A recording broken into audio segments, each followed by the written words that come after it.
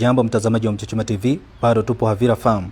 Kama unakumbuka video iliyopita, tulizungumza mengi kuhusu maisha ya mkulima wa parachichi aliyeacha kazi ya serikali na kuamua kujikita kikamilifu kwenye kilimo cha zao la parachichi. Leo tunakuja na mwendelezo wake. Katika sehemu hii, mkulima wa parachichi anatoa mtazamo wake mahususi kwa vijana. Pale unapopata mtaji wako wa kwanza, uanze na nini? Kilimo au kujenga? Je, ni lipi linaweza kukuongezea kipato kwa haraka?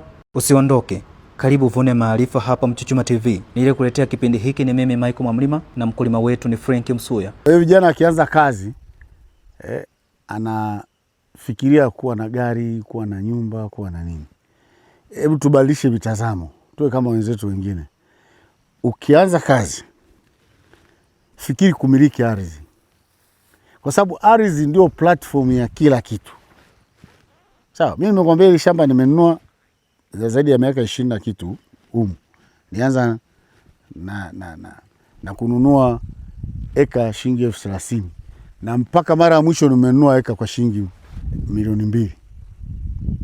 Sawa, katika huu muda wa miaka 20 na miaka 13 ndio nimeweza kutumia kulima mpaka kufikia level hii na kuwa na mahali pa kuishi. Kwa hiyo ni safari. Sasa nini kiwe cha kwanza? Cha kwanza sio kujenga nyumba. Mimi sasa hivi sioni priority kwa mtu anayeanza maisha ni kujenga nyumba. Kwa sababu ukichukua BOQ ya nyumba ile unaotaka kujenga, ukaichukua ile BOQ ukasema ngoja niingize kwenye eka zangu 5. Na kwa sababu utajenga miaka 5. Maana yake na shamba ukilianza ndani ya mwaka mmoja mpaka wa 5 unaanza kuvuna na unavuna kiasi kikubwa ambacho kitakuwa sawa. Unachokivuna kinakuwa sawa na ile thamani ya nyumba unaojenga. Sasa kipi utangulie? Kwa hiyo kuna mambo ambayo yanatusumbua kwenye kupanga hapo. Pesa ile ambayo ungeitumia kwenye ujenzi wa hiyo nyumba unaotaka itakuwa thamani hiyo labda ya hizo eka 5. Kipiga mahesabu, mimi nilipiga. Then ule mwaka ambao ungeingia wa 5, huyu mwenzio ambaye yeye hakujenga nyumba ameingia shambani, anaanza kuvuna.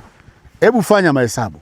Chukua mti mmoja, huu utakapokuwa na miaka ukifikia 400.5, huu mti huu utanipa kilo kama 126. Tumeshafanya trial hapo shambani. Sasa kama itanipa kilo 126, kwenye eka moja kuna miti 135. Kwa hiyo 125. Kwa hiyo ni kama eka inaweza kukupa milioni ngapi? Ukiuza shilingi 3,000. It's around 35 million per acre. Sasa una eka 5 itakuwa milioni ngapi? Milioni 35 mara 5. Hiyo nyumba wewe utajenga hiyo thamani. Kwa hiyo huyu atakuwa na shamba ambalo hela yake aliyovuna iko kwenye 100 and something. Wewe utakuwa na nyumba ambayo umefukia milioni ngapi? Labda 70 au 60. Kwa hiyo tunasema ile hela ungeifukia mle kwenye shamba na ukafanya uzalishaji uliotukuka na management iliyotukuka, mwaka wa 5 ambao wewe ungeingia kwenye nyumba utakuwa una shamba la eka 5, alafu na hela za kujengea nyumba. Sasa unataka punda, unataka mlio, kipi kitangulie? Kwa hiyo watu wanasema, Mungu anasema hivi, watu wangu wanaangamia kwa kukosa maarifa, sio kukosa hela. Tubadilike. Siwataji watu fulani wa nchi fulani. Wakija huko wanachotafuta ni ardhi. Sisi huku tunakimbilia viwanja vya kugawana kule. Kesi ziko kwa mkuu wa mkoa kule, wanagombania ardhi watu, sijui plot yangu, sijui nini. Hivi twende mashambani huko. Kati ya shamba na kiwanja, kama vijana nitakawa tangulie kununua nini? Anunue shamba. Si ndio anaokueleza? Nunua shamba, invest. Uko kwenye fursa ya parachichi, invest parachichi. Uko kwenye fursa ya kahawa, invest kahawa. Wewe umeona mzungu anakuja hapa, umeona wanagombania ukaa Kariakoo? Kuna mzungu yuko Kariakoo? Kuna mzungu ana kituo cha mafuta? Mtu kutoka Ulaya anakuja, unaona kule amechukua eka 600. Katoka Ulaya. Los Angeles ameenda pale, jirani yangu pale. yule pale anaweka 600. Umeona ameanzisha sijui transport company, sijui ameanza kulima parachichi. Hapo wanakuja wanakopa, wanajiweka kwenye vituo vya uzalishaji hivi nini, serikali imeweka, wanatumia hiyo, wanaenda kuchukua benki hela, wanaenda kufanya haya mambo. Sisi tunaendelea kugombania viwanja mjini. Vijana lazima mbadilike sasa, mwe na mitazamo tofauti. Kwa sababu wewe ili zao linaishi miaka 120, miaka 60, itakapokuwa imefikisha miaka 60 nitakata pale chini pale, afu lianze tena upya miaka mingine 60, 120. Mimi nitakuwepo. Ndio maana unaona kule nina michezo ya wajukuu. Jumamosi kama hivi wajukuu wanakuja, wanakuwa huku na nini, wanaendesha matrekta, wengine wanafanya nini, wanaendesha basikeli, wanafanya. Yaani waone kwamba huku shambani ni mahali pao pa maisha. Sio ile ya zamani kwamba tutakupa adhabu ya kwenda shambani. Yaani adhabu za shuleni wanaambia utapewa adhabu kwenda shambani. Natakiwa mtu afurahie shamba tangu mdogo. Anakaa avaa gambuti, unazunguka naye mashambani huku. Anapita anaokota songwe, anapita anaokota parachichi kama wale uko unaona yako huko. Anambia chuma hilo parachichi nana. Itaendelea. Mtoto mlee kwa njia nzuri. Hata isahau kamwe. Hata isahau. Mimi nakumbuka babu yangu alivyokuwa ananifundisha mambo. Nakumbuka mpaka leo. Na na apply mambo yale. Na ninapata ile jute power kwa sababu ya kukumbuka babu yangu, baba yangu walikuwa wananiambia nini, walikuwa wanafanya nini. Ya vijana wengi wa Tanzania. Mara nyingine kwenye chumba chake ambacho amepanga, anaweza kawa amepanga labda analipa kodi 1,500 kwa mwezi. Mwingine kwenye kabati tu la nguo kunaweza kuwa na zaidi kabati la 200,000 ngapi kwenye upande nguo ambazo amepanga, lakini analalamika hana mtaji. Sasa hiyo bwana ni mitazamo hiyo. Ndio haya wanaosema maarifa yakoje. Sawa bwana, maarifa yakoje. Kupanga ni kuchagua. Mimi saizi nimevaa buti, kaptura, sawa, na koti langu hili. Alafu humu unaona nimeshika mkasi. Hii ni kitendea kazi huku. Alafu unaona huku nimeweka chupa hii. Hii chupa nimeweka, hii ni disinfectant. Nikipruni mti mmoja, wa pili nafanya hivi. Kwangu mimi sioni shida yote. Lakini jioni ukinikuta, kwani wewe unanionaje? Siko smart tu. Utakuta nimeweka pete yangu hapa ya 3,000,000. Utakuta nimevaa cheni yangu hapa ya 5,000,000. Na saa, afu niko na gari ya kutembelea. Kwa hiyo kupanga ni kuchagua. Si unanielewa? Kwa hiyo vijana unaweza kaamua sasa wewe, kwani unataka kuwa mwanamuziki? Unakuwa na nguo nyingi kama Pepe Kale? Au mwanadada unataka kuwa Mbilebele?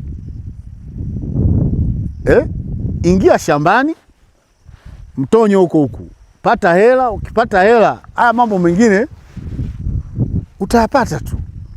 Sasa hebu niambie, mimi hapa nitavuna mpaka nazeeka nitaacha, atakuja mtoto atazeeka, ataacha, anakuja mjukuu naye ataacha. Miaka 120. Alafu wao wanaokuja wataanza tena. Na ukiwa na eka 5 ya shamba hili, wewe sijui mfanya biashara gani atakufikia. Sio kitu simple. Ni kitu kikubwa sana hichi. Tutumie fursa ambayo Mwenyezi Mungu ametupa. Sasa unaona haya maua nimeweka huko. Haya maua nimepanda huko, sio mapambo. Hii yote ni kuwavutia nyuki, sawa? Nyuki waje ili wafanye pollination. Umeelewa? Sasa hii ndio sehemu ya kukusanyia mazao. Toa parachichi kubala kuweka kwenye miti huko, alafu inaungua na jua. Tunaleta maparachichi hapa. Huku wanakata vikonyo, wanaweka kwenye tray, gari zinapaki hapa, zinatoa parachichi. Parachichi inaenda smooth kule. Haijapata sunburn wala kitu chochote. Si unanielewa? Juu huko wakati ng'ombe wapo utakuta nimeweka hay. Bales za hay zitakuwa ziko huko juu zimekaa.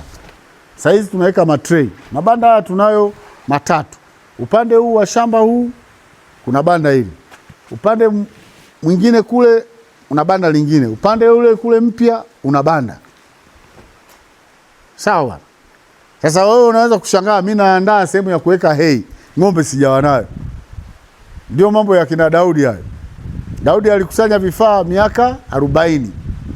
Hakujenga ile hekalu aliyotaka mjengee Bwana Mungu, ila Sulemani akaja akafanya.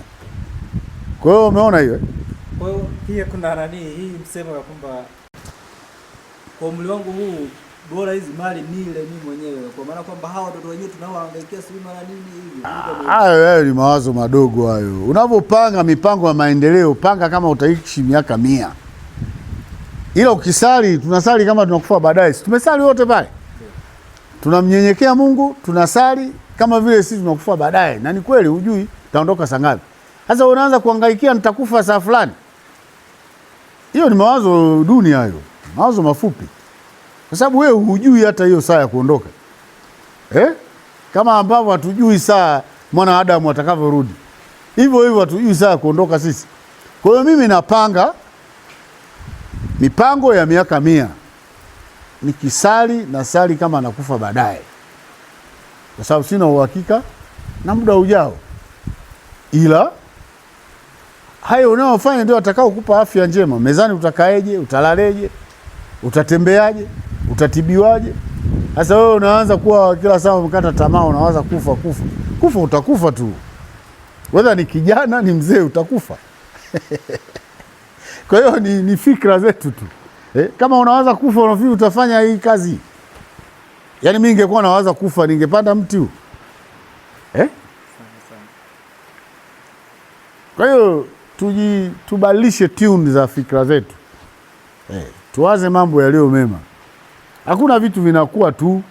Huwezi kuona Mungu anatupa mvua hii, yani anatupa tu. Anatutaka kuna mambo tuyafanye. Sawa?